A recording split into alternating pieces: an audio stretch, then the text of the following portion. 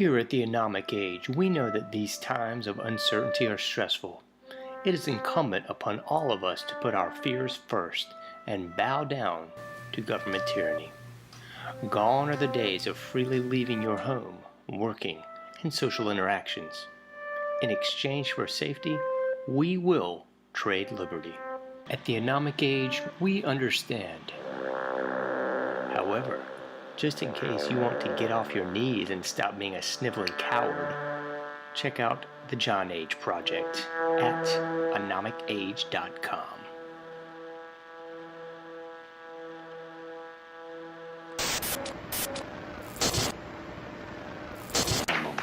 Meet Ann Morrissey, who is here with her daughter, Dareth. Dareth is 17 years old. Mrs. Morrissey, I don't have to tell you that most parents would be extremely depressed if their daughter came home one day looking like this. I assume that was your response shock, anger, depression? What was it? I was extremely angry. I really went bananas. Yeah, how old was she when this happened? Possibly 13, 14 years old. We're talking like it's a disease, isn't it? Well, yeah. How did she explain it to you, Mrs. Morrissey? there was very poor communication until we went into counseling. And it almost broke up our family. But through counseling and Serena, I can understand it better. What do you understand? That she feels like she doesn't want to be like everyone else, and she wants to be her own person. And through the dress code and her lifestyle, she's expressing this. It doesn't conform with our rules, but we're learning to cope, and it's a very, very difficult thing. Extremely difficult. Dareth, let's let you talk for yourself. You're from Long Beach, California. I just can't handle being like everybody else because that's what everybody else wants, you know. Just because somebody else does something does not mean that I have to do it. You know, I have my own morals and ideals, and I go by them. Are you drug-free, Dareth? Yes, I am. Is this a political statement, then?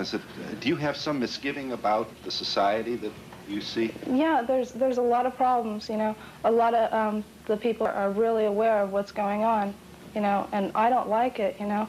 There's a lot of problems. I don't like the way society is based. What bothers you? Give us some of the misgivings you have. The rich, the poor, the people starving, the wars, you know. Why can't, you know, everybody just get along and just live their life?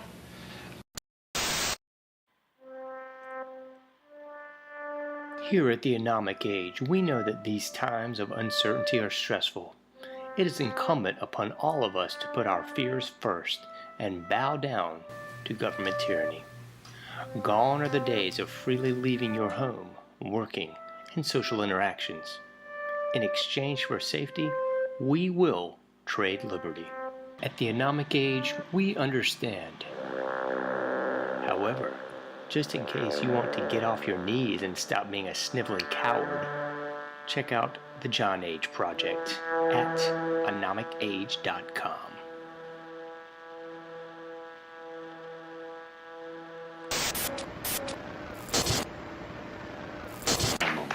Meet Ann Morrissey, who is here with her daughter, Dareth. Dareth is 17 years old. Mrs. Morrissey, I don't have to tell you that most parents would be extremely Talon Real and Chevy.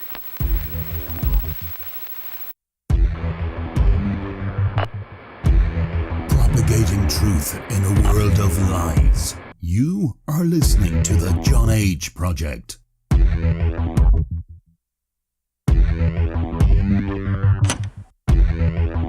Trust no one. Trust no one. Trust no one.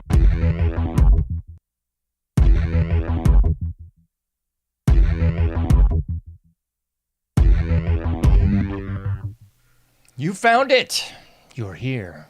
You're headlong down the runaway train that is the AnomicAge, and I am your host, JohnAge. Happy to be back with you once again in the not-so-wee hours of the PM. It's looking lovely out here in eastern NC. It's a little bit of chilly, a little bit of thunderstorm action, and cloudy. None of that satanic sun destroying my life. So thank you, Lord, for that.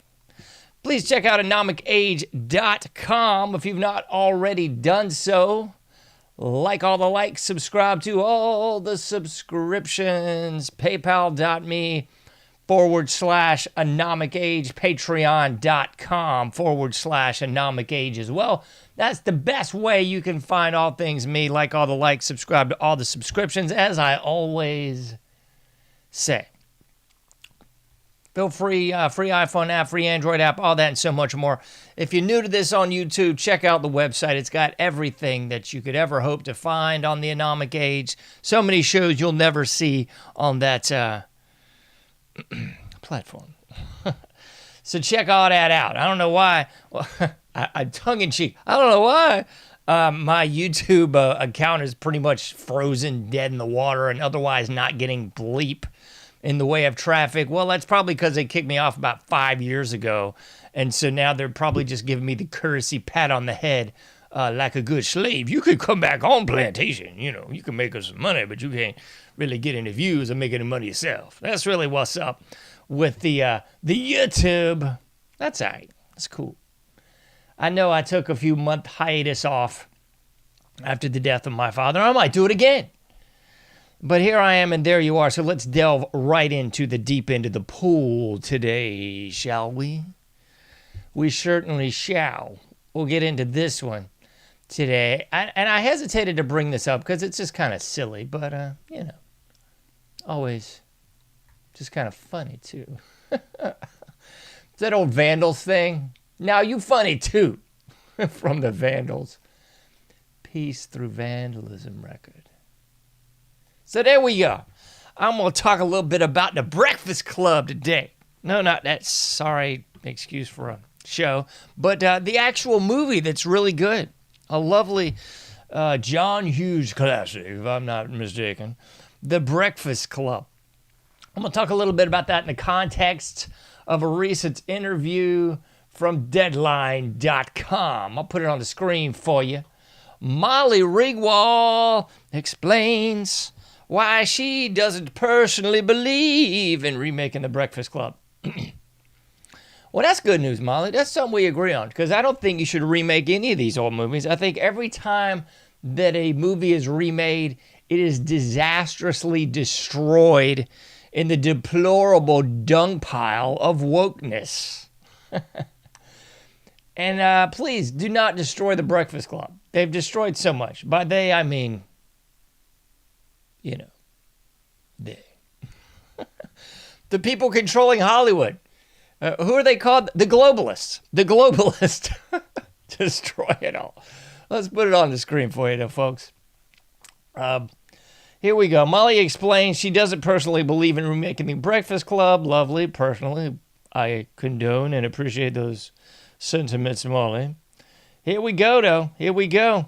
Here's the problem. I personally don't believe in remaking the movie because I think this movie is very much of its time, she said, according to multiple outlets. Again, could not agree more. It is a movie of its time, a better time, a happier time, a time when America wasn't throat deep in the creepy of the current fallen world society of refuse. Back to it.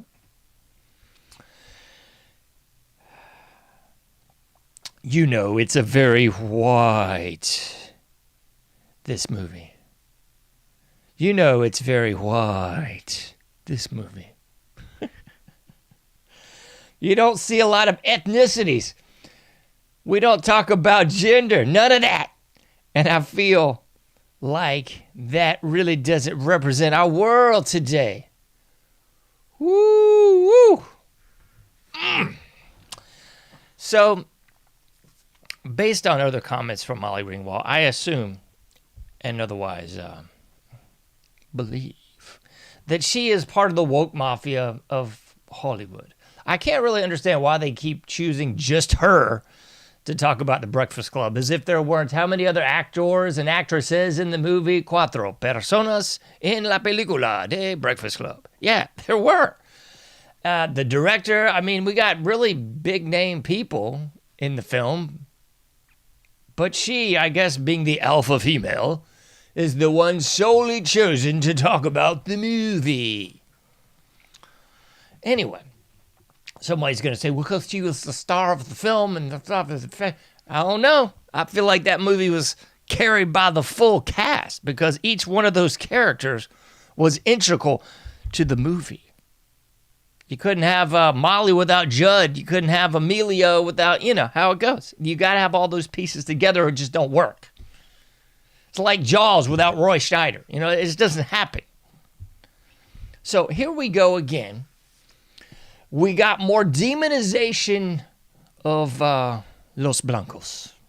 That's really what's up, folks. It's very white, the movie. It's very white, the movie. They don't harp on gender and ethnicity in the movie. Yeah, that's why the movie's good. You didn't get that, Molly? I mean, maybe that's what she's saying. Maybe I'm just missing the mark on this. But in fact, that's why the movie's good. They're not shoving some agenda down your throat 6 ways from Sunday in the movie. It's just a movie. It's talking about the relationships of the characters, their growth through the film. The antagonist and the protagonist, you got the principal, you got the janitor, you got the key elements of a high school just kind of clashing and working stuff out. It's a beautiful movie. It really is. Honestly, I could do without the weed segment. I think that's kind of trite and stupid and doesn't really flow with the film at all, but I digress.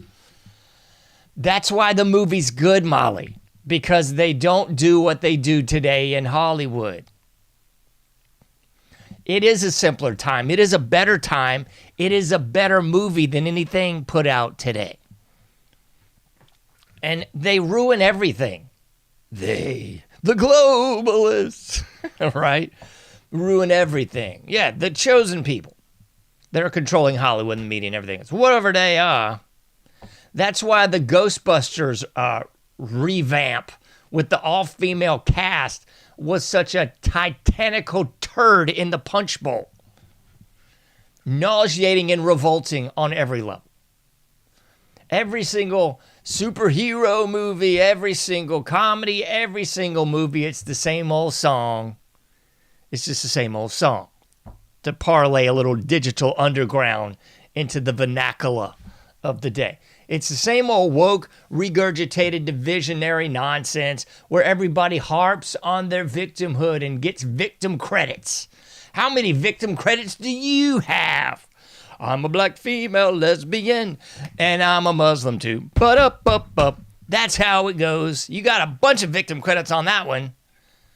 Well, I'm a white male that's missing a leg. Whoa! You get like a half a victim credit at the most because you're missing a leg. You're also a white male. If you could somehow parlay that into be a trans white male or a gay white male, we might give you a few more victim tokens. But today, that's all you get at the Cash Out Cafe of Wokedom. That's really what's up. So, thankfully, hopefully, please don't remake The Breakfast Club. You'll ruin it. But that's really reading between the lines what's up. It's sowing the seeds of division again. It's getting everybody obsessed with navel gazing or genital gazing into what they have and don't have and should have and maybe they can't have if they cut off some of their forearm and staple it onto their Netherlands. That's really what's up. And the hilarity of hilarity on this, somebody's going, well, you're a cisgender white male and all this and that. Miss me with all that jive, folks. Here's the realness. I grew up in the 80s, born in the 70s. We didn't have cable for quite some time, but when we did, it was great because you got WGN and you got TBS. And here's the realness for me, folks. I watched almost exclusively black sitcoms and television shows. I wasn't making any conscious woke decision to up my social credit score or get victim tokens from the casino. You know what I mean? I was just watching them because they were on and they were good. They were funny. That's why I tongue-in-cheek entitled this, A Very White Breakfast Club. Because we all remember the after-school specials, A Very Special Webster, where they tackle tough topics like drugs and alcohol. A Very Special Different Strokes. A Very Special Silver Spoons. All these different shows. That was sort of like it's going to be a serious episode now. Oh, my goodness. Oh my gosh. But I almost watched exclusively about black sitcoms back then just because they were on and they were good. I love the Jeffersons.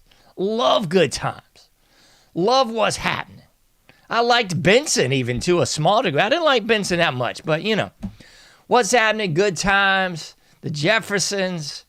They were classics and still are. Not because they were black, not because they were woke, because they were funny. That's what made them good. So, saying The Breakfast Club is very white. Would said actor also say, well, you know, Good Times was very black, and the Jeffersons was very black, and, you know, What's Happening? Well, that was a very black show. Sanford was a very black show. No! You see, because we are only supposed to disparage one demographic. Disparage. I know, I'm saying that with complete humor. Disparage. Get serious. We're only supposed to disparage one demographic, and we all know who that is, right? Yeah. So that's why you will never see the inverse card played. You know? That's why they'll come out with a black remake of The Wonder Years, but they won't come out with a white remake of The Jeffersons. Please don't. That would be absurd. Completely terrible. Don't do it, all right? But that's why it will never happen. Because it's rules for thee, but not for me. That's how the pendulum swings when you look at who's swinging the pendulum. And we know who's swinging the pendulum. That's right. Anyway, just thought I'd come out with a little information on this hilarity. Tongue-in-cheek, woke, divisive, victim credits given montage by Molly Ringwald. You can't do everything, but you can do something. Get out there, do your part, make a difference. I'll see you sooner or later in the AnomicAge.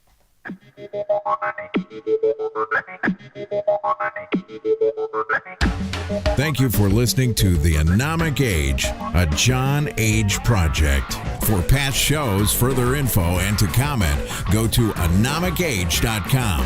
That's AnomicAge.com. Till next time, thank you for listening to the AnomicAge.